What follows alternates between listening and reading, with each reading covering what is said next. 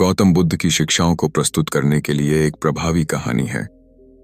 शब्दों की असली ताकत है और इस कहानी को सुनने से पहले ही आप इस चैनल को सब्सक्राइब करें और अपने मित्रों को शेयर जरूर करें। भविष्य उज्जवल कैसे करें, युवा और जीवन की दिशा, एक प्रेरणादायक बौद्ध कथा।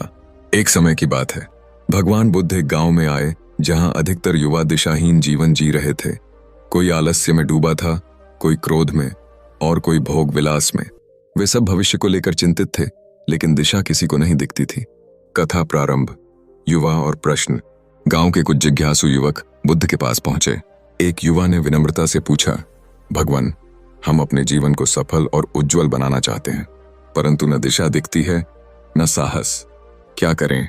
बुद्ध मुस्कुराए और बोले, आओ मैं तुम्हें एक कथा सुनाता हूं।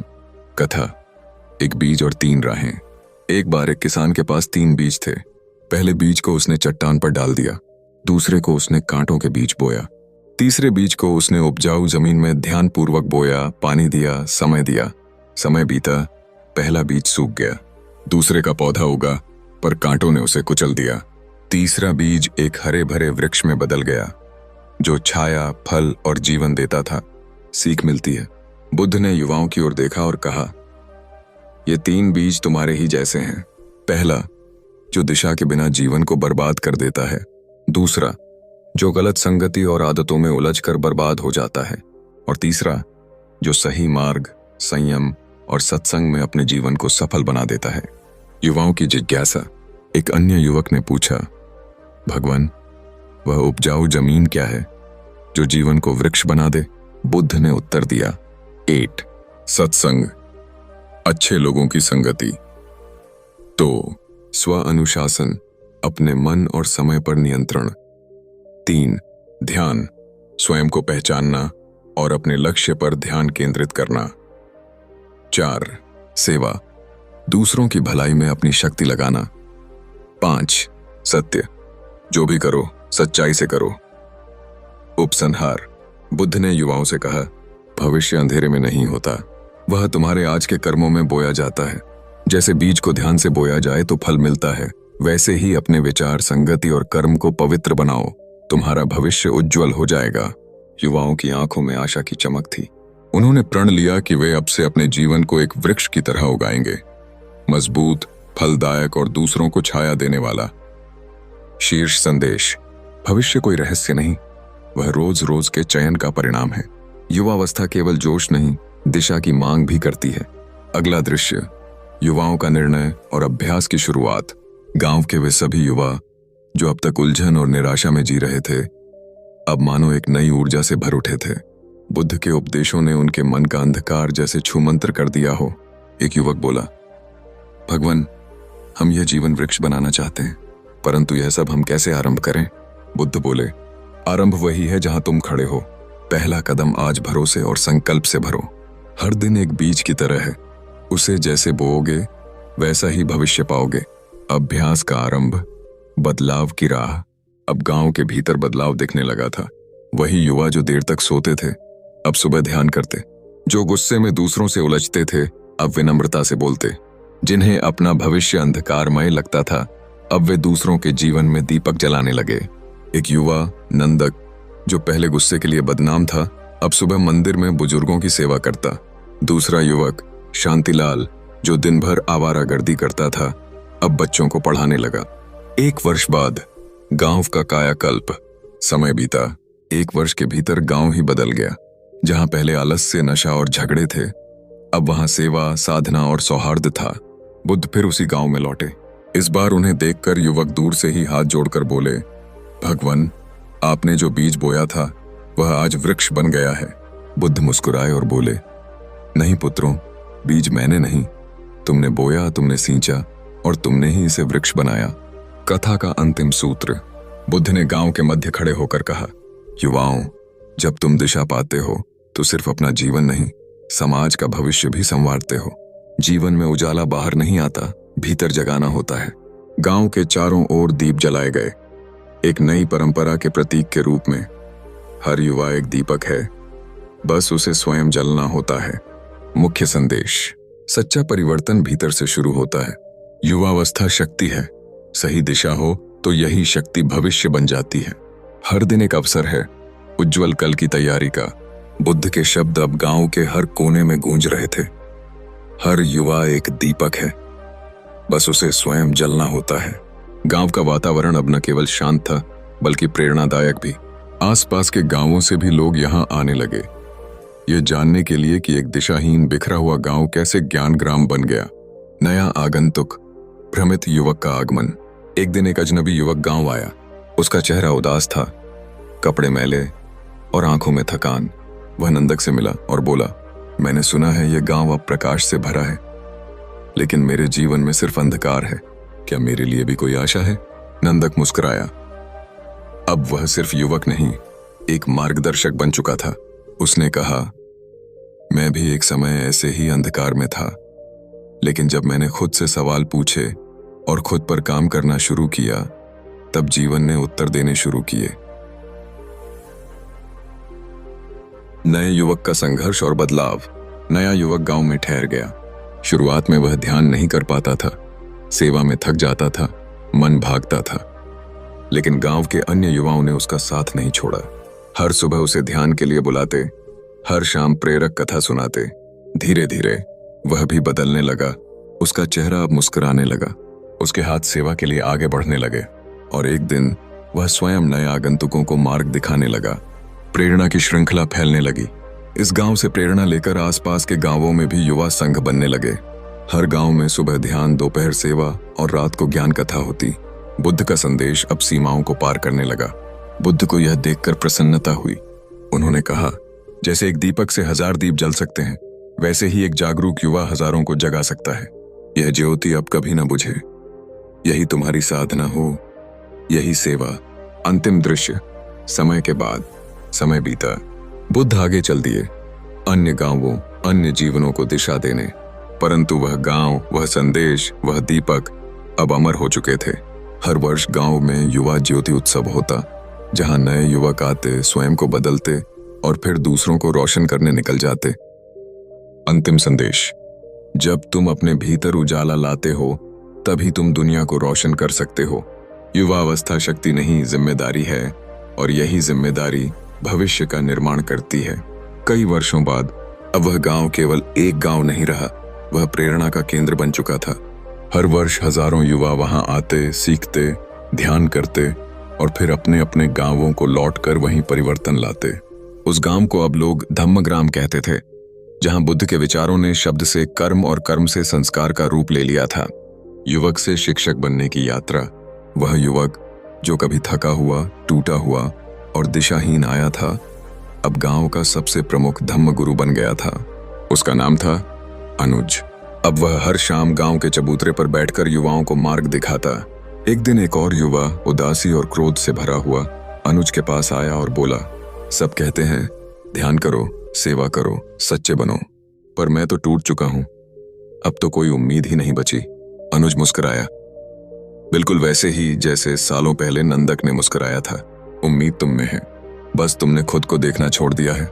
आओ अपने भीतर फिर से झांकें, अपने ही जीवन से शुरू करें, छोटी छोटी बातों से। अंतर की छोटी क्रांति। अनुज ने उसे दिनचर्या सिखाई। हर सुबह उठकर मात्र 10 मिनट मौन में बैठना, रोज एक अच्छा कार्य, चाहे किसी को पानी देना ही क्यों ना हो। रात को दिन की समीक्षा करना, कहाँ गलतियां हुई, कहाँ सुधार हो सकता था। कुछ ही हफ्तों में वह युवक बदलने लगा। क्रोध शांति में, निराशा ध्यान में और उलझन सेवा में बदल गई। प्रेरणा की श्रृंखला बढ़ती रही। अनुज के शिष्य अब खुद शिक्षक बनने लगे। हर गांव, हर नगर, हर गली में कोई न कोई युवा खड़ा था, अपने जीवन की ज्योति जलाए, दूसरों को रोशन करता हुआ। बुद्ध की भविष्यवाणी। एक दिन एक बूढ़ा साधु उस गांव में आया। उसने चुपचाप अनुज की सभा देखी, फिर कहा, तुम लोग नहीं जानते, पर यह सब वर्षों पहले स्वयं बुद्ध ने कहा था। एक दिन मेरी वाणी युवाओं में जागेगी, वे ही भविष्य के दीपक होंगे। और आज मैं वो भविष्य देख रहा हूं, रोशन, शांत और पूर्ण। समापन। एक अंतिम रात्रि। उस रात पूरे गांव में दीप जलाए गए। हर घर, हर गली, हर मन में प्रकाश। अनुज गांव के बच्चों के साथ बैठा और उन्हें कहानी सुनाई। एक समय था जब इस गांव में अंधकार था, फिर किसी ने पहला दीप जलाया और बस दीप से दीप जलते गए।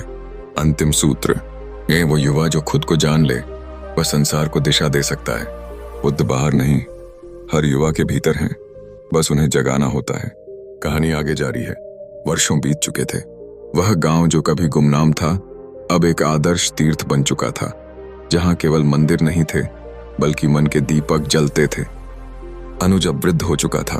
उसके सिर पर सफेदी उतर आई थी, लेकिन चेहरे पर शांति और आंखों में वही तेज था जो तब जगा था जब उसने पहली बार ध्यान किया था। वह हर सुबह उसी वृक्ष के नीचे बैठता जहां उसने कभी अपनी जीवन यात्रा शुरू की थी। आज भी युवा उसके पास आते और वह उन्हें उसी तरह कहानियां सुनाता, सच्ची, सरल और ज्वलंत। अंतिम शिष्य आता है। उसके पास बुद्धि थी, तर्क था, शब्द थे, पर शांति नहीं थी। उसने अनुज से कहा, गुरुदेव, मैं सब जानता हूं, ध्यान का विज्ञान, सेवा की महिमा, लेकिन मेरे भीतर खालीपन है। क्या ज्ञान से ही जीवन का अर्थ मिल जाता है? अनुज ने मुस्कुराकर कहा, बिल्कुल नहीं। ज्ञान जब तक वह हृदय में अनुभव न बन जाए वह बोझ बन जाता है। आओ, तुम सब कुछ भूल जाओ और बस मौन में बैठो। अपने अहं को उतार फेंको, वही आरंभ है तुम्हारे भीतर के दीपक का। युवक मौन में बैठता है। भीतर की यात्रा शुरू होती है। वह युवक रोज आता, घंटों मौन बैठता। शुरुआत में बेचैनी होती, फिर अश्रु आते, फिर शांति उतरती। एक दिन वह स्वयं रो पड़ा, पर इस बार आंसू दुख के नहीं थे, स्वीकृति के थे। अनुज की विदाई, ज्योति की विरासत। कुछ दिन बाद अनुज ने युवाओं को बुलाया और कहा, अब मैं जा रहा हूं, पर मैं कहीं नहीं जा रहा। मैं हर उस दीप में हूं जो तुम जलाओगे, मैं हर उस सेवा में हूं जो तुम करोगे, मैं हर उस मौन में हूं जो तुम साधोगे। उस रात गांव में कोई दीप नहीं जलाया गया, बल्कि हर युवा ध्यान में बैठा, भीतर का दीपक जलाने। समापन दृश्य, कालजयी संदेश। समय आगे बढ़ता गया।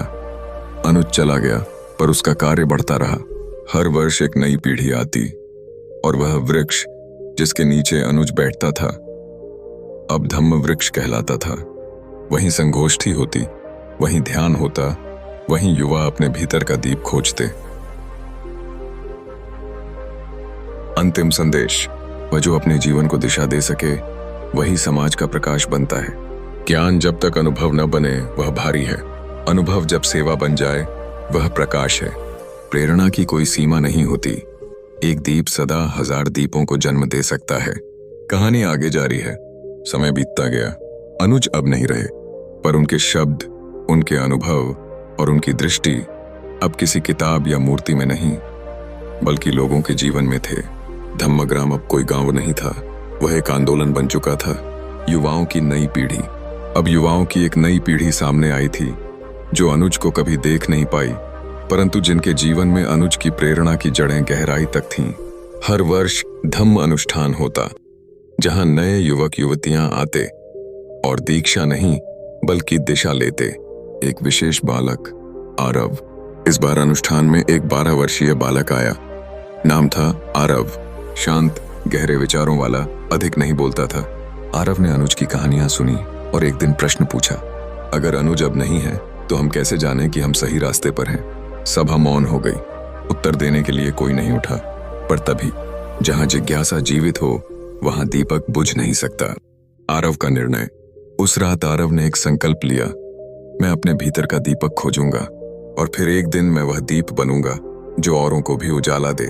आरव अब हर दिन ध्यान करता, छोटे छोटे काम करता और धीरे धीरे गांव के सभी लोगों की सहायता में लग गया। वह दिन जब आरव चोटी पर चढ़ा। गांव के पीछे एक पहाड़ी थी जहां कभी बुद्ध रुके थे।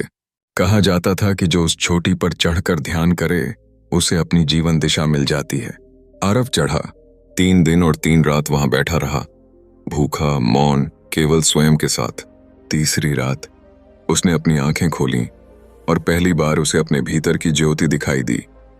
समापन, दीपक से सूरज बनने तक। आरव लौट आया, लेकिन वह अब वही आरव नहीं था। वह अब एक चिंतनशील प्रकाश बन गया था। उसने कहा, मैंने अब समझा, अनुज कभी गए ही नहीं थे। वे अब हर उस व्यक्ति में हैं जो खोज रहा है, हर उस हाथ में हैं जो सेवा कर रहा है और हर उस मौन में हैं जहां आत्मा बोलती है। अंतिम संदेश, फाइनल कोर विजडम। दीप जलाना आरंभ है, पर जब भीतर से सूर्य उगता है तब जीवन केवल उज्जवल नहीं बल्कि दिशा देने वाला बनता है। आत्मदीप भव, स्वयं अपना प्रकाश बनो। अब हम इस गाथा को उसकी आध्यात्मिक ऊंचाई की ओर ले चलते हैं, जहां बुद्ध की विरासत, अनुज का प्रकाश और आरव की जिज्ञासा मिलकर बनाते हैं एक युगांतकारी चक्र। भविष्य उज्जवल कैसे करें, युवा और जीवन की दिशा, भाग 7। विरासत अब तुम्हारी है। गांव की नई सुबह।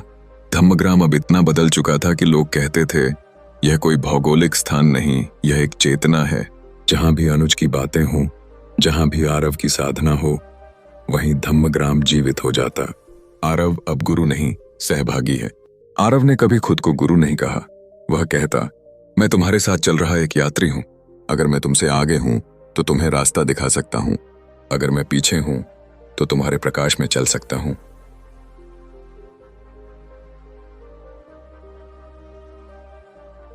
आरव की सबसे बड़ी सीख। एक दिन किसी युवक ने आरव से पूछा, गुरुजी, क्या हम भी एक दिन आप जैसे बन सकते हैं? आरव मुस्कुराया और बोला, मैं जैसा हूं तुम मुझसे बहुत आगे जा सकते हो। मैं तो केवल एक बीज था।